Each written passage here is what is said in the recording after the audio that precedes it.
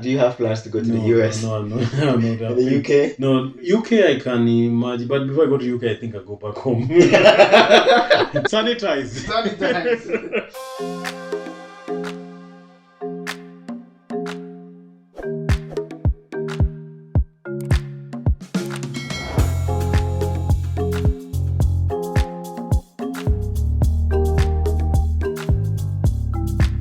I think for me, what I want to cover here is just how it feels like to work as a doctor in Germany, and then how can someone who studied, I think we talked about this briefly, but I think here it's more like people who are practicing medicine, they want to move here. But first, tell me, how do you feel working as a medical doctor in Germany? Now it's very good. Okay. After the beginning was there were some issues. You're coming from the student status to a doc status. Yeah. There's this transition. It's always somehow an entry level doctor. It's always come with a lot of you have to acclimatize. Let me just say acclimatize. Now that took me some time because now you have to put your theory into practice and also to know, like, to have a feeling of your patients. That one.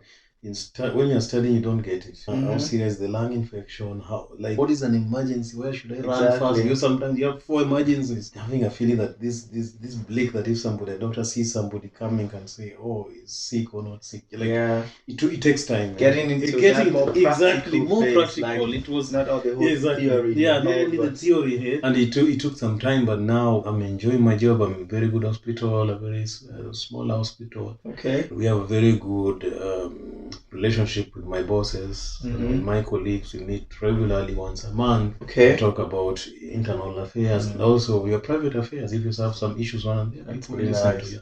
And most of us are in the same campus, so from another kind of union there. We really have a union there. We have a union. Nice. We discuss a lot. And how big is the hospital? The number of beds? We have 100 beds. I would say 100. That's a small hospital, right? That's a small hospital. It's a consultancy hospital. Okay. Tell me, how does this thing work? Because they have like the praxis. Yeah. And then they have the Krankenhaus or hospitals, right? Yeah. So where do you guys fall? Do you fall into Krankenhaus? I'm in a Krankenhaus. I'm in a hospital because inpatient. We have inpatient. Exactly. We have inpatient in my hospital. And those are because it's a consultancy hospital for inpatient purposes. Yeah. Like my patients are screened by my bosses before in their praxis. In their private clinic, and they check. There's some questions. So they get like a transfer. Überweisung. They come with überweisung. Like you have a patient with high blood pressure. There's some high blood pressure you can just maintain at your local praxis. Private clinic, and say, this one you can go home. Yeah. But there's some you realize, this is severe, and they need maybe 2 nights or 2 days in the hospital. To watch them. Exactly. Then they come to us. Monitor them and all that stuff. But is it a special hospital or is it general practice? No, we are not. We are not really a specialized hospital because I have more than 30 different bosses. I have more than 30 different bosses. In that small hospital. It's a consultancy hospital in Germany. Functions in that they are docs with their private clinics. Those consultants, outpatient people, the consultants, and each consultant just hires, rents a bed. That's the function for their patients. If I have somebody who has a severe cut, maybe I can't manage it in my praxis, I say, guys, I need a bed, and then they rent a bed for maybe 1-2 nights. But all your patients, they come with a transfer note. We come with transfer notes. There's no open consultation because if I feel sick sometimes I go to my house arts. So I go to my house arts. It's usually the first place I go to the praxis. And then I will talk. Sometimes the problem is resolved. Sometimes not, and then he gives me a transfer note to a specialist. Exactly. Yeah. And our cases, my bosses have the patients themselves, so they give them their own transfer to come to get the inpatient status. But my town where I work in is a small town, and they have a cooperation with in Germany also hospitals are forced to bind to some regulations of the cities or towns they work with, and we have some sort of a treaty or agreement that says that if somebody as much as we are only doing our consultancy patients that are coming with the transfer shine, the transfer notes, if a patient arrives with a serious case, I have to attend to them. And if the ambulance, the the ambulance has some serious cases, of course, and they need a bed, they call and they come. Yeah. So like we select our own patients, but we also get patients through ambulance, through emergency. We have some sort of smaller emergency unit. Let me say that way. Okay. Yeah. Most people don't know about, but it's a very good hospital. Yeah. And that I think also the way that I have 30 different bosses, but you learn also a lot from 30 different docs. Are they like specialists? They are specialists. We have neurosurgeons, more than 3 of them, ENT docs, I don't know, 2 of them. Some dentists also, if they have very complicated operations.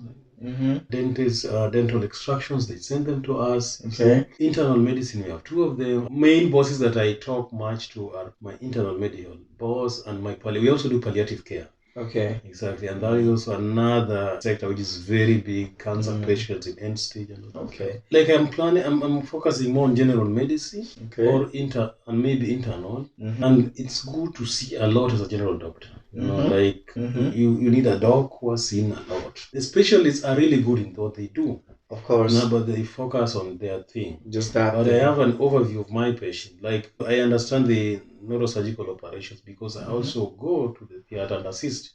I did also a lot of anesthesiology. Management of anesthesia and then pain management. We just had a pain sector, like doctor was just managing the pain cases. Yes, and also I do internal medicine, the pneumonias, and the heart attacks. Okay. I mean, I would imagine if a lot is happening like this in a small hospital, how much more would it be in the bigger hospitals? It's more definitely, it's more definitely, but at least you just know I'm now in neurosurgeon. If you go to one ward, it's only that's just the only thing happening there. It's the only thing happening there. And if they have maybe a case of a patient who is operated maybe also a new hip joint, gets a pneumonia, then in such big hospital, then they call the infectiologist to come and assist.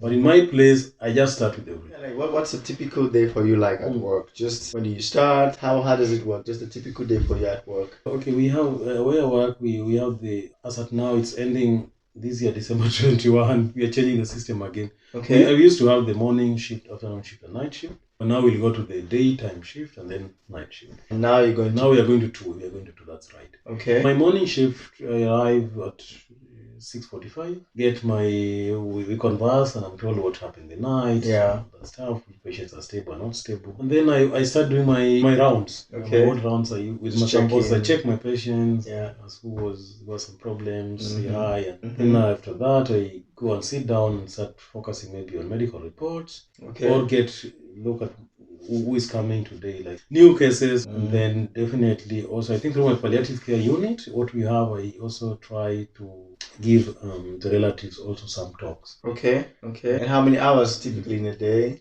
I work for 8 hours. 8 hours a day. So that's the morning shift. By that one, before I do it, by 12 midday, 12:30, I'll be going to get some lunch. Actually, you carry your bread meat. Okay. Eat it, and then it's afternoon. My colleagues come, the afternoon shift guy comes ready by 3 and starts. I hand over by 3. I go home, and the afternoon shift takes over. In afternoon shift, before I would draw blood, like in my hospital, we also draw blood and do normal small testing ourselves, which was good. We were like doing some sort of laboratory. Okay. And more so actually small blood count, HP, hemoglobin. I check on my patient who operated in the morning. Are they stable? Have they lost blood? How much blood have they lost? Should I react? And those stuff. Yeah, but of course I would imagine some days are like very crazy and then some days are also like more chilled. Exactly. It's always different. It's always different. Every day you never know. Sometimes you get a joker, sometimes it's tough. Fun, and in German it's more also administrative work. Managing patients, you also have to focus on where they're going to. The patients go home and you realize they're not in a condition to go because you have a very older generation here. And sometimes they stay alone. They'll be staying alone for maybe 4 years and now they get some fracture and they can't go home again. So you have to take care, where should this guy go to? You organize with these nursing homes. Or the rehabilitation centers. Can we then organize some nurses to go home and help this person? Yeah. See, we try also to look at the money aspect of everything. But the money aspect, I thought the health insurance takes care of that.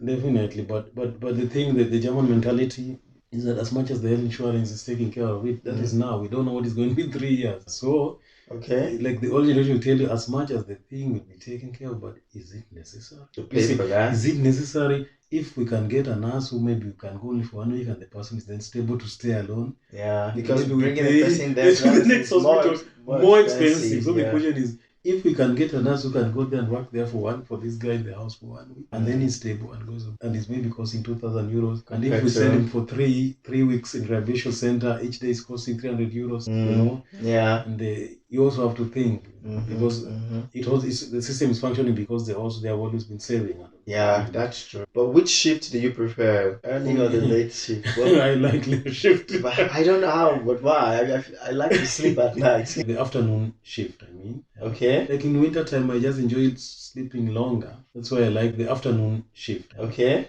So that I can just sleep longer, wake at 10 and get my coffee, just chill, read newspapers, and then when I go to job, I'm so fresh. Night shifts are also sometimes good, because in night shifts, like when I was new as a doctor, I learned a lot on my own, because I was on my own, and I would think, what can I do? How do I react? So I would read a lot in the night. But I mean, and it was challenging. Yeah, because it must be very challenging. Exactly, and that challenging part was something was triggering me actually. You know, if people around you, then you manage something, you say, okay.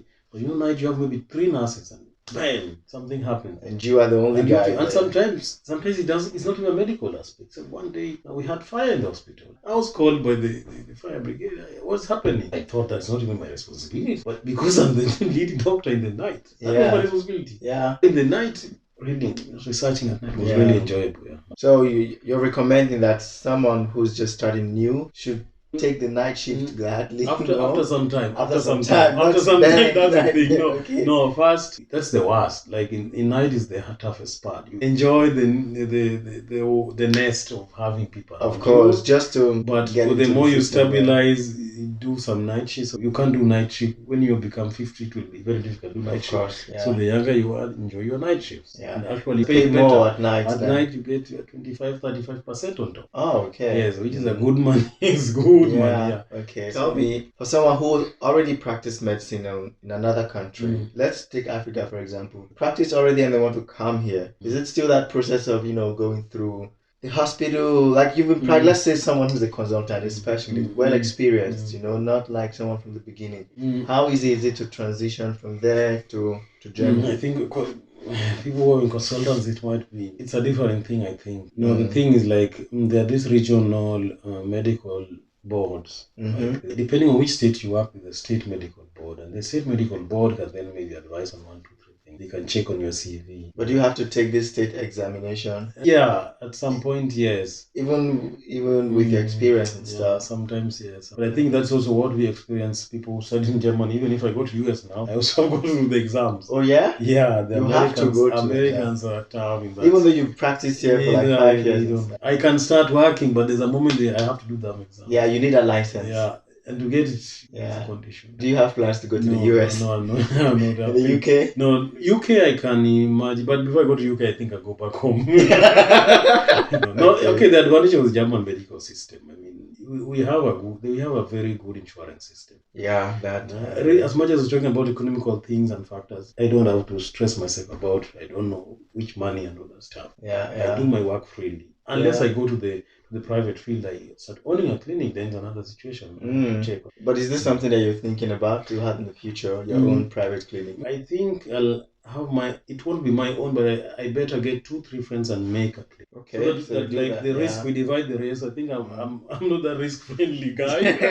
I can tell. See? And that's why I would like dividing the big risk among the 3 of us. And if it works, super. But what could make it not work? Like, what does it take? No, the thing is, it would be a new thing for me, like the administrative aspect, employing people, the tax system. Yeah. Then also the German system is so that through the specializations and having maybe a cardiologist, if you're a general practitioner, they'll tell you, why did you start doing something on the high blood pressure, especially if there's somebody who can do it, you see? And for me, I think before I then start learning it on my own, I better go under an existing system, you see?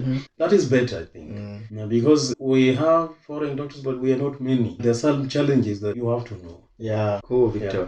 So any final remark for someone who is watching this video, wants to work in Germany as a medical doctor in the medical field? It's a good thing, I think, coming over to work here in very, very high-end medical sector and system, I think, because it's everything's established and all that stuff. Definitely the challenges coming, I think talked about them. Yeah. But that should not hinder you from going for your dream or your goal and all that stuff. What I can say, if you come over, bring a lot of patients along, German system or the European system, things don't go fast as sometimes you wish. Bring patients along, arrive here, do the language. I'm going to say, learn the language. If you want to be a doc, you need it. You need it most.